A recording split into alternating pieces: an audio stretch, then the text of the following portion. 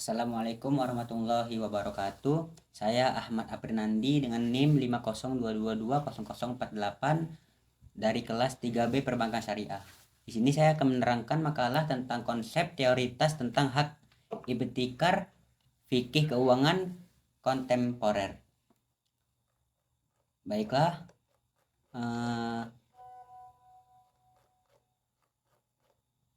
yang pertama yaitu adalah pembahasan pengertian hak ibtikar.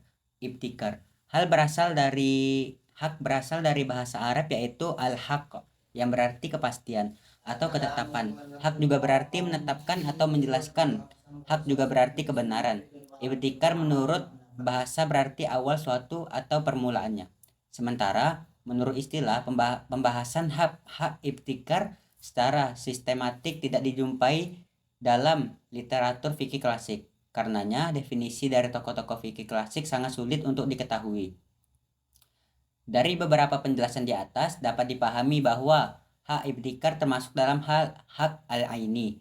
Karena di dalam hak ibtikar seorang mencurahkan segenap tenaga dan ilmunya untuk menghasilkan sebuah karya berharga sehingga dapat memberikan manfaat untuk orang banyak dan orang tersebut mempunyai hak untuk bertindak sesuai keinginannya terhadap hasil karyanya itu. Dengan kata lain, disebut dengan hak al-aini karena seseorang mempunyai kekuasaan penuh untuk menggunakan dan mengembangkan haknya itu, serta memiliki kewenangan untuk menghalangi orang lain memanfaatkan tanpa izin pemiliknya.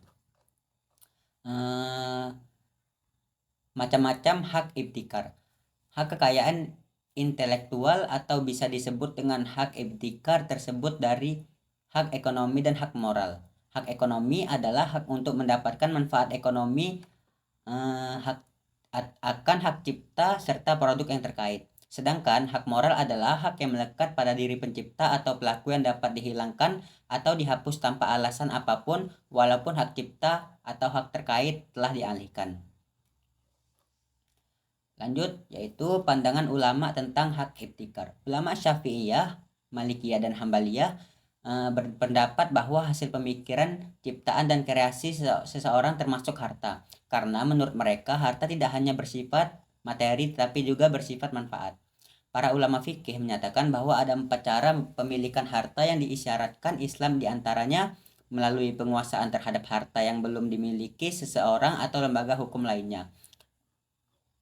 Contohnya seperti bebatuan di sungai yang belum dimiliki seseorang atau lembaga hukum melalui suatu transaksi. Yang kedua yaitu melalui suatu transaksi yang ia lakukan dengan orang atau suatu lembaga hukum seperti jual beli, hibah, dan wakaf.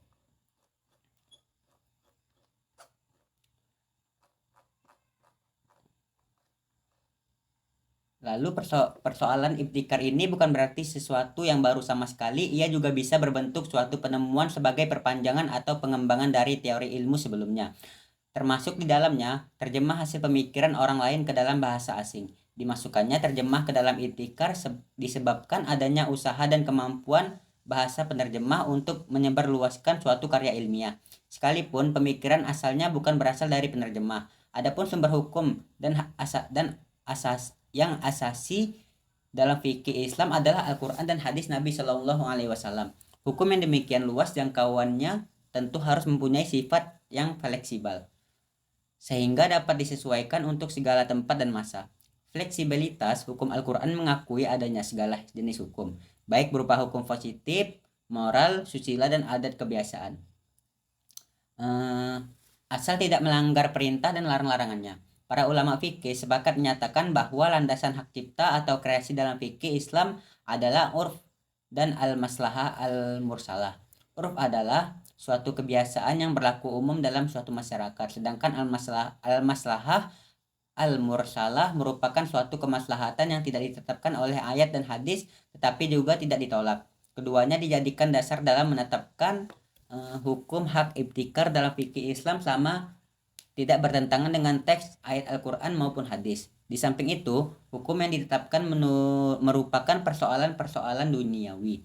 Alasan lain yang dapat dilihat dalam penetapan urf dan al-maslahah al-mursalah sebagai landasan hukum karena pada dasarnya hak ibtikar merupakan salah satu permasalahan yang baru muncul. Seiring perkembangan ilmu di zaman sekarang ini, oleh karena itu tidak terdapat nas yang qat'i yang membahas khusus tentang landasan hukum mengenai hak ibtikar. Adanya keterkaitan teori kemaslahatan dalam pembahasan hak ibtikar karena dalam mengali kandungan khazanah fikih Islam tentang hak ibtikar serta menemukan ketetapan hukumnya tidak hanya dilihat dalam teknis belaka. Karena hak ibtikar termasuk persoalan yang baru dan belum dikenal dalam ilmu keislaman klasik, sehingga membutuhkan perangkat ijtihad yaitu teori urf dan al-maslahah al-mursalah. Lalu jumhur ulama menetapkan bahwa al-maslahah al-mursalah itu adalah sebagai dalil syara yang dapat digunakan untuk menetapkan suatu hukum karena menurut mereka kemaslahatan manusia itu terus berkembang dan bertambah mengikuti perkembangan kebutuhan manusia. Seandainya kemaslahatan yang sedang berkembang tidak diperhatikan, sedangkan yang diperhatikan hanyalah kemaslahatan yang ada nasnya saja. Niscaya banyaknya kemaslahatan manusia pada masa yang berbeda-beda akan mengalami kekosongan hukum dan syariat sendiri tidak dapat mengikuti perkembangan kemaslahatan manusia. Padahal tujuan syariat adalah untuk mewujudkan kemaslahatan dalam masyarakat. Kesimpulan, pada dasarnya hak cipta adalah sejenis kepemilikan pribadi suatu ciptaan yang berupa perwujudan dari suatu ide penciptaannya di bidang seni, sastra, dan ilmu pengetahuan. Ketika membeli sebuah buku, hanya membeli hak untuk menyimpan dan meminjamkan buku tersebut sesuai dengan keinginan. Buku tersebut adalah hak milik pribadi dalam bentuknya yang nyata dan atau dalam wujud benda dalam buku. Namun ketika ia membeli buku, kita tidak membeli hak cipta karya tulis yang ada dalam buku yang dimiliki oleh pengarang ciptaan karya tulis yang diterbitkan sebagai buku. Hak ibtikar. Hak ibtikar bertujuan untuk melindungi ciptaan-ciptaan para pencipta yang dapat terdiri dari artis, pelukis batik, musisi, dramawan, pemahat, pemrogram komputer, dan sebagainya. Hak-hak para pencipta ini perlu dilindungi dari perbuatan orang lain yang tanpa izin mengumumkan atau memperbanyak karya pencipta. Selanjutnya, dalam membuat makalah konsep teoritas tentang hak ibtikar, ini mungkin masih terdapat kesalahan-kesalahan sehingga kami mengharapkan kritik dari pembaca agar makalah yang kami buat ini menjadi lebih baik dan lebih sempurna.